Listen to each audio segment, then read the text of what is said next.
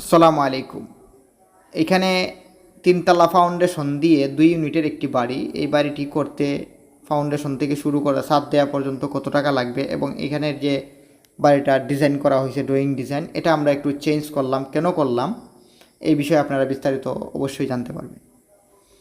যখন প্রথমেই আপনি একটা বাড়ির কাজ শুরু করবেন, অবশ্যই ভালো ইঞ্জিনিয়ারিং দ্বারা পরামর্শ নিয়ে বা ড্রয়িং করে কাজটা শুরু করবেন। অনেক সময় আমরা এরকম মাঝনও পাই যে আসলে কিছু জানেন, হয়তো যাই না ও কাউকে বলেন না, যেমন যারা কাজ করে মিস্ত্রি আছে তাদেরকেও বলেন না বা কারোর কাছ থেকে পরামর্শ নেন না, নিজে যেটা ভালো মনে করেন ওইটাই করেন। যদি আপনি জানেন যে কোনো কাজ, ওইটা যদি আপনি ভালো করে যাই না করতে পারেন তাহলে ভালো, আর যদি না যাই না অল্প যাই না কাজটা করতে চান তাহলে কিন্তু সমস্যা বাধে। হয়তো আপনি যারা জানে তাদের কাছ থেকে ভালো করে যাই না এই কাজটা করবেন। বিল্ডিংয়ের কাজটা এরকম, আপনি একটা কাজ করার পরে কিন্তু আপনার সমস্যার সমাধানটা করা যায় না, হয়তো যায় কিন্তু বাইঙ্গা খরচ করে তারপর।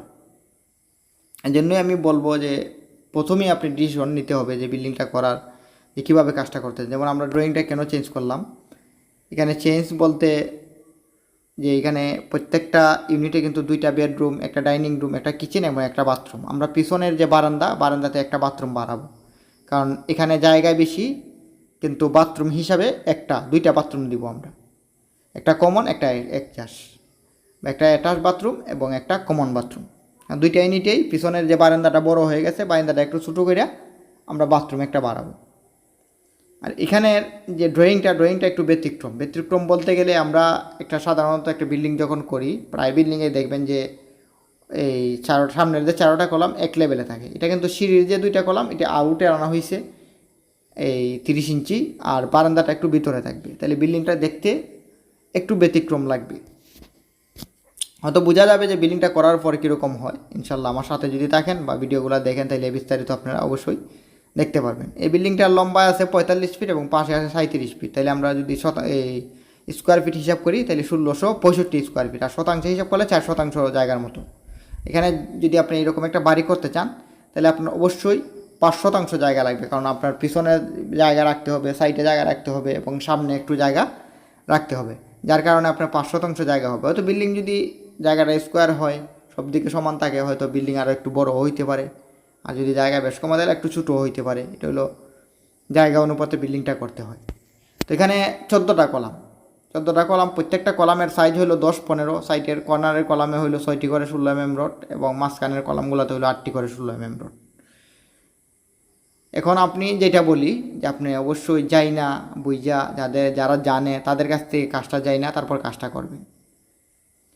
তবে আপনি জানবেন যে জানে, যেই কাজগুলো জানে তাদের কাছ থেকে জানবেন। যাই না আপনার 3জনের কাছ থেকে যদি আপনি জানেন বা 3জনকে যদি জিজ্ঞেস করেন একটা কাজের বিষয়ে যারা অভিজ্ঞ, তাদেরকে জিগাইলে আপনি অবশ্যই নিজের পরামর্শ মতে কাজটা করবেন। অন্যর কথা শুনবেন কিন্তু পরামর্শ নিজের রাইখা বা যেটা ভালো মনে করেন ওইভাবে আপনি কাজটা করবেন। তো এই বিল্ডিংয়ের কাজ অনেক সময় অনেক ভুল হয়, ভুলটা কিন্তু কাজ চলাকালীন হয়তো এটা বোঝা যায় না, কিন্তু কাজটা যখন করা হয় বা করা হয়ে যায় তখন কিন্তু ভুলটা বোঝা যায় যে ওই জায়গাতে একটা ভুল হয়েছে। তো তখন কিন্তু আসলে কিছু করার থাকে না।